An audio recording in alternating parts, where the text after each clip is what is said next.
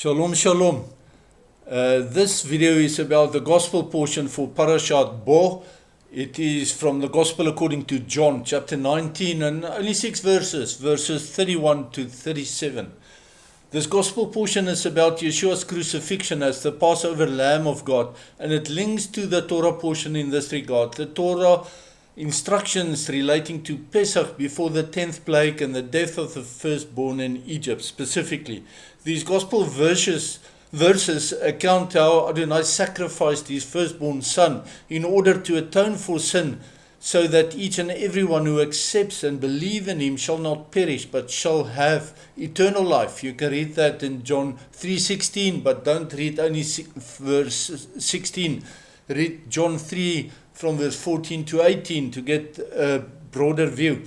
Adonai's plan is fully inclusive, as its salvation is available to each and everyone who believes in Yeshua, but it's also completely exclusive, as there are no other way by which we can be saved from the doom that we deserve. But let us consider a few verses let me first say my name is Barney de Klerk. I'm not a Bible teacher, I'm a student of God's Word, and I love sharing with you what I'm learning from every week's scripture portions. So let's look at a few verses then from John 19. We'll start at John 19 verse 31. It was the preparation day before the High Shabbat, that is Pesach or the Passover, and the start of the 7 days of the Matzah feast, the unleavened bread. During the week before, Yeshua cleaned out the temple of crooked traders, just as a house must be cleansed of leaven before the Passover in Torah instruction. The temple is his house, and he cleaned it. In fact, it's his father's house, but it is him who will rule from the temple during the millennial reign. So it is his house as well. Furthermore, he spent 4 days in the temple being questioned by the political and the religious leadership, just as the Passover lamb had to be inspected for 4 days, from the 10th day to the 14th day of the first month prior to its slaughter according to Torah law. Yeshua gave meaning to the Pesach Seder in the Last Supper, which is so called because of the 25-hour-long fast, a 1-day fast plus 1 hour to be sure, which is called the fast of the firstborns, that is customary after the Last Supper but before the Passover feast. He was crucified on the prescribed hour of the sacrifice in the temple. Yeshua was slaughtered and consumed as the Passover lamb, fulfilling Torah law in this regard. Yeshua was not allowed any sleep during the preceding night since the Last Supper until his death on the cross, exactly as Moses dictated for us to do in Exodus 12 verse 43, to spend the night in prayer, as Israel had to watch out for Adonai during that night, again fulfilling Torah law.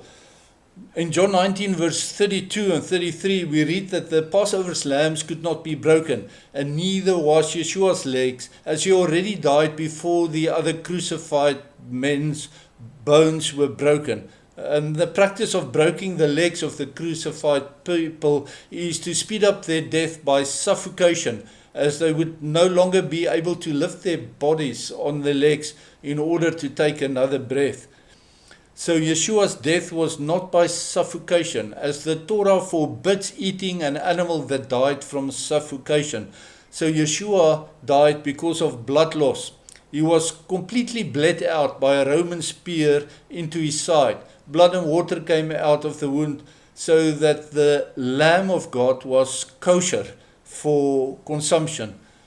The fact that Yeshua's bones was not broken has meaning in Jewish mysticism from the Mishnah and from the Zohar. The Hebrew word for bone is etzem, ein sadem mem sofit, and it has the same root as the Hebrew word for essence. That word is etzemot. It sounds like a double plural form of etzem, etzemot. It's believed by the mystics that our deeds, our good deeds, our bad deeds, are inscribed on our bones, and that a righteous person's deeds are written in bright light on his white bones, strengthening the bones, while the evil deeds of the unrighteous are written in black letters on the bones, weakening the bones. Therefore, our bones will testify for us or against us, as it represents our true essence when we are judged by the great judge. So your etzem is your etzemot, to use those two Hebrew words. Bones do not only represent death. We read in Genesis 3 verse 23 that Adam referred to Eve as his bone, a bone from his bones, because this is the first mention of this Hebrew word etzem for bones in the Bible, all references to bones should be read along with wedding and marriage of Adam and Eve, in between the lines, or coloring the meaning of etzem, of bones, whenever it is possible to do so. In Psalm 34 verse 20 to 21, King David prophetically saw that the Messiah's distress and that not one of his bones would be broken. In the light of Adam's Eve bone, it implies that the Messiah's bride will not be lost. She will not be broken, but be preserved. In Psalm 35, verse 9 and 10, it hints at this as well, as King David said that he will worship Adonai from his bones. He means from his inner essence. Both him and his wives, and specifically Bathsheba, I believe she was the closest bone to his heart, as the Messiah would eventually come from their union. From Ezekiel 37's Valley of the Dry Bones, these Jewish mystics say that our bones are the walls or the structures of our houses, as the flesh is built on top of our bones. It is our bones that determine whether your house is built on sand or on the rock of Israel, the Tzur Israel. It is your wife who determines if you will be blessed in your house. She's your bone, remember, from your bones. Or whether you have to seek solace on the roof, as Jeremiah famously wrote. In John 19 verse 37, we read about the pierced Messiah, and that refers to Zechariah 12 verse 10, in which a Hebrew word for pierced or stabbed is used. It is dakar. Of course, in John, the ground text is in Greek. It was written in Hebrew, but we don't have that. The oldest copies available are Greek. So from Zechariah, pierce and stab is this word dakar, which sounds a lot like dagger. Dakar is also used in the Torah when Phinehas, the son of Eleazar, pierced the man and the woman with his spears in Numbers 25 verse 8. Same word is also used clearly with the same meaning in Judges 9 verse 54, when Abimelech asked his arms bearer to dispatch him after he was wounded in battle. A woman threw a millstone from a wall of a beleaguered city, and it crushed his head, and he didn't want to be killed by a woman. So he asked his arms bearer to pierce him, to dakar him. And King Saul did the same with the same word, dakar, in the first book of Samuel, 31 verse 4, also confirmed in 1 Chronicles 10 verse 4. And Isaiah used dakar in his prophecy relating to the destruction of Babylon in Isaiah 13:15, and also echoed by Jeremiah in Jeremiah 51 verse 4. They used dakar to describe the piercing. And in Lamentation 4 verse 9, also by Jeremiah, Jerusalem's populace will be pierced, dakar, by the Babylonian army. And then this brings us to Psalm 22 verse 16 or 17, depending on whether your Bible translation were based on the Hebrew text of the Psalms or the Septuagint, the Greek text of the Psalm. There's a difference of one verse there.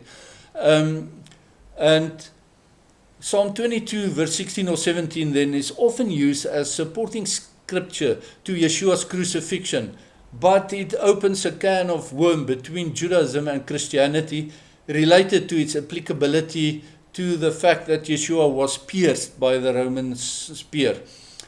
The different opinions come from how to read the Hebrew words ka'aru versus ka'ari. Remember that there's no vowels in the Hebrew script. And if you look at these two possible readings of the same letters, ka'aru means dug, like when somebody digs with a spade. So that links to pierced. His hands were dug through, pierced through. Whilst ka'ari means like a lion. Ka means like. Ari is a lion. Ariel, you probably know, means the lion of God. Ari, ka'ari means like a lion.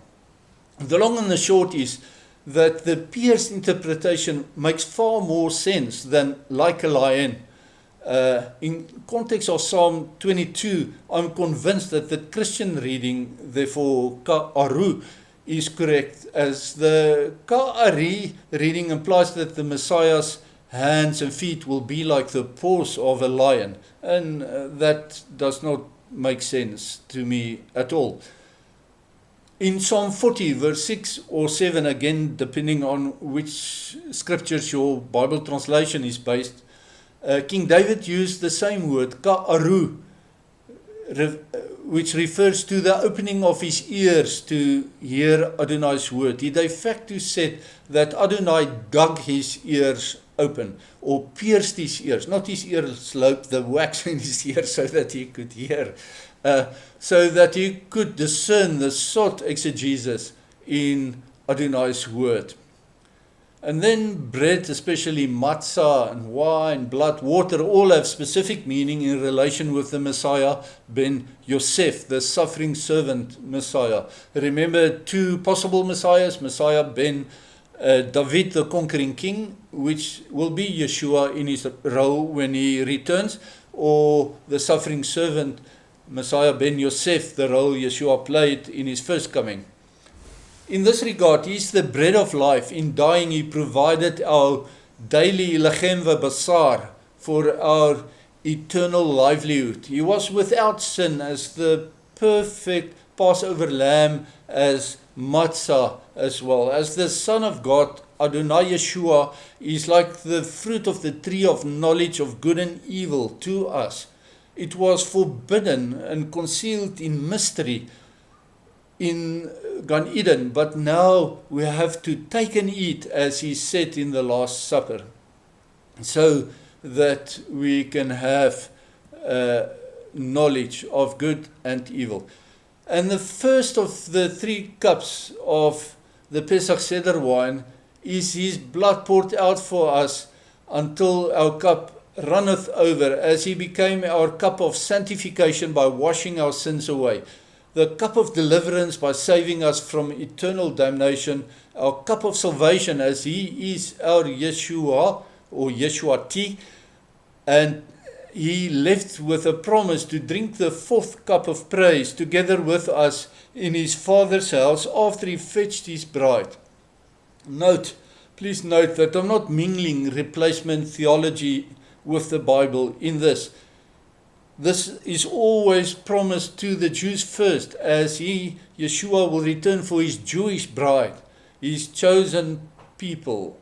Secondly, we, as Gentile believers and followers of the Jewish Messiahs, as Paul explains in Romans 11, we are grafted in on the tree of Abraham. We are adopted into Abraham's family, and therefore these promises becomes available to us as well.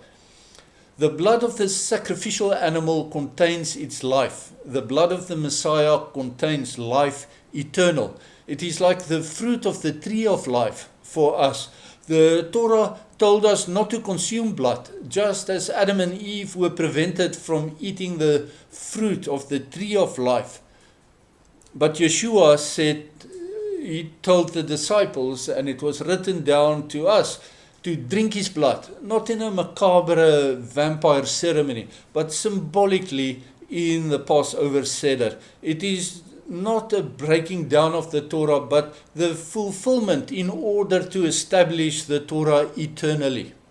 The Torah will never pass away. It's eternal. And in this, the eternality of Torah is confirmed. The water represents a mikvah or a baptism to be cleansed before we meet our God. He said that He is the water of life, and whosoever drinks the water that He gave will never thirst again.